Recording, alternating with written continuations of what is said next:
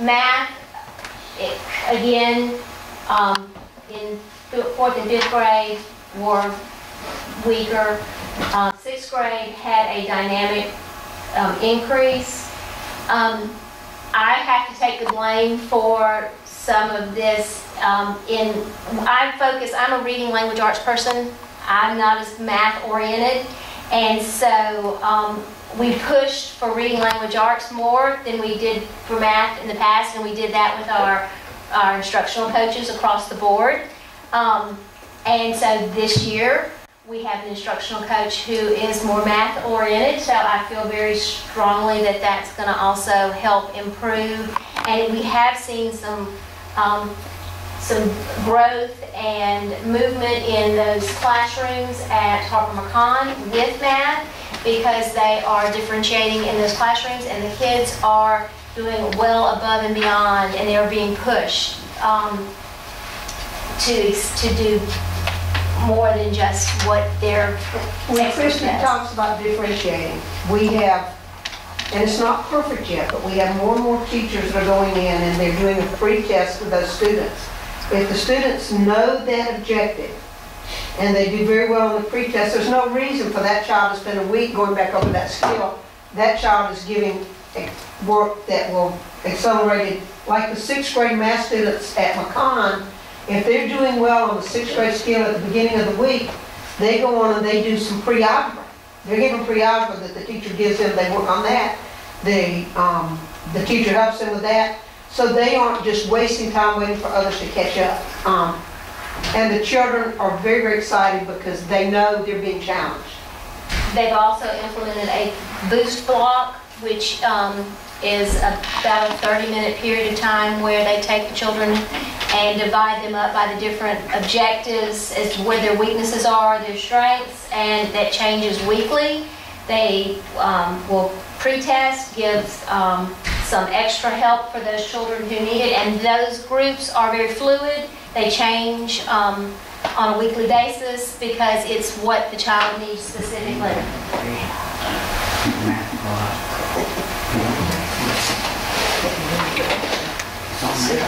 All right, so we got a game plan for 4th and 5th going in next year. And 6th, yes. And these are the Mama's here. Again, if y'all have any questions, I'll be glad to address them. These are the slides that you received.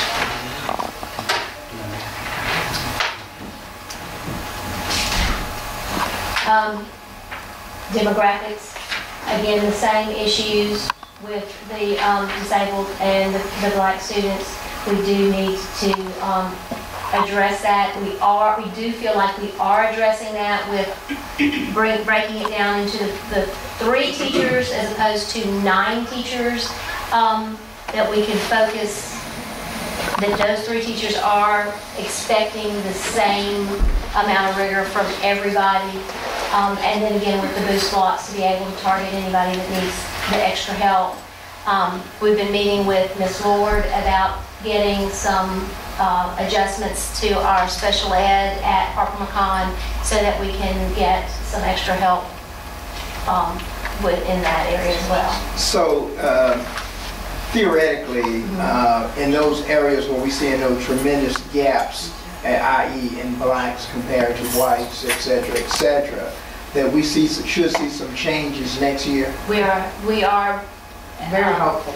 anticipating changes. Yes. Mr. Stubbs, that's everybody working on that with a lot of different programs, with the positive behavior interventions that went in at Harper McCon, with that strategy that went in at the 2K3s. One, they call it 2 different things, but what is it? Hugs and Check in, check out. Check in, check out. And what's the other one?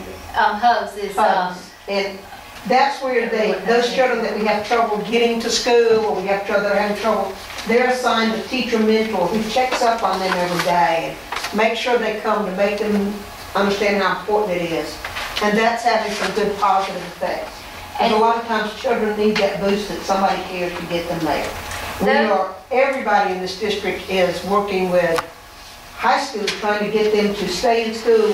If you're not gonna stay, if your parents want you out working, then let's at least get a GED. And this goes from Christy working with students and personally taking on a few Mr. Dabbs, going to homes, and walking, going to homes, whatever it takes to try to get them to understand that this is the rest of their life, and if they don't finish, you know, they'll never have a chance to do anything.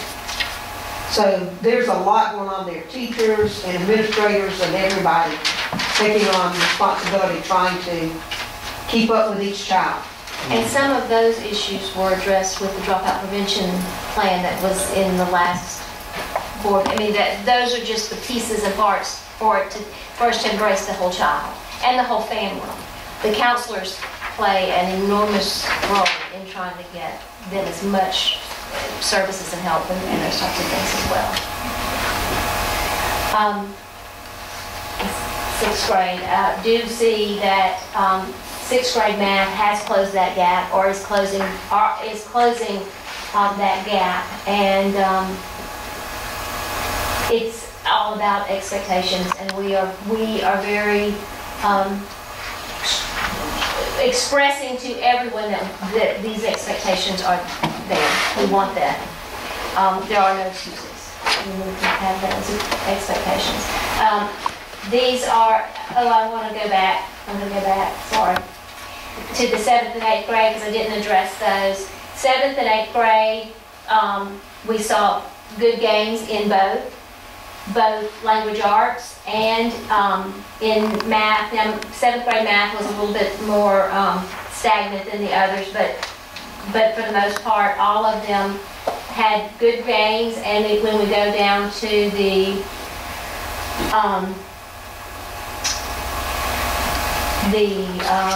I was going to the demographics there, that the demographics show as well that they have closed those gaps. And so they are making those children, holding them accountable, everybody.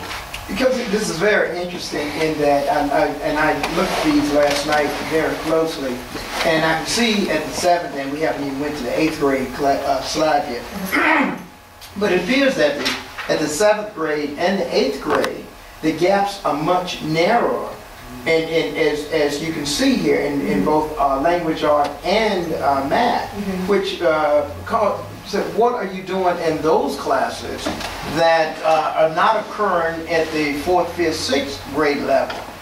Well, I will say at the middle school that Ms. Harvey has an excellent interventionist who deals with dragging those kids up by their bootstraps. And Ms. Harvey, you can attest to this. She will tell you she plays mama sometimes to them, whether it's going home to do. She really structures around her lessons around specific kids. And there is a class, a full class set for just that, to just, the children who need that extra help. And that extra class is a luxury they have that the other schools don't have because of the curriculum. And it works perfectly to bring them in and do that an hour during the day tutorial. And that's key. Now, another thing that I think, I could be wrong, is by the time you're getting there, it's a dedicated staff, but it's also an accumulation of everything that's happened before where you're catching up children who start behind. And I'll tell you, we're addressing that this year. I know Dr. Holland had a meeting with all of the preschools where we're sharing Common Core. This is what they need to know. And Dr. Holland, they were all here except Head Start, and we're going to meet them, to try to even the playing field when the children get here, because that's a major problem in kindergarten. Well, and when this set of frameworks came down from the Mississippi Department of Education, they went top down. It's just the way they did it. They started it at your high school level with us, and then they shoved it down. Common Core state standards are starting from the bottom up. And so right now, you're going to hear an awful lot of whining, crying, teeth gnashing, other expletives from your K-1-2 teachers, because they're really having to make that drastic change to the Common Core state standards, where At least we're doing it from the bottom up, and our kindergartners right now will be those first, third grade kids who will be taking the Common Core state standards tests at 2014-15.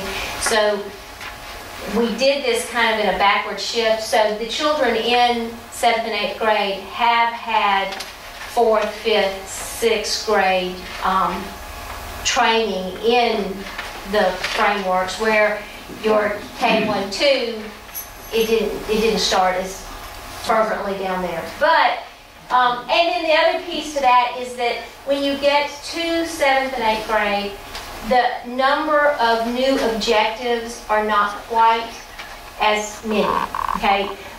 When you get into language arts, you've been doing the planning, the whole competency 3 is the same competency 3 from kindergarten. It's just tweaked a little bit more every year with a little bit of extra. And it's more to grade level language and grade level wording that they read on grade level, as opposed to completely new skills. Okay, so that is another piece with 7th and 8th grade.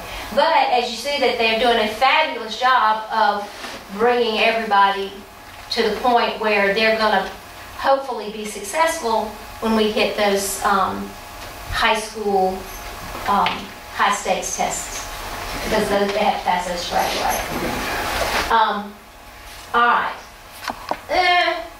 These scores are our writing scores, and they're not really much to jump up and down about. But again, we started addressing this last year with the implementation of the writing process throughout all the grades, and they are doing this every day. The teachers were trained in their PLCs, the professional learning communities. So that was a piece last year, and now we are also incorporating a lot more writing in science and social studies, so that we're writing across the curriculum. Yeah, writing, any explanation of writing stories.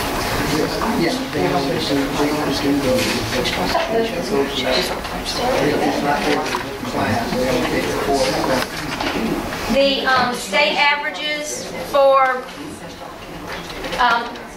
the writing is 4th grade is a 2.0, 7th grade is a 2.1, and English 2 is a 2.2. So we're just right there at the state averages.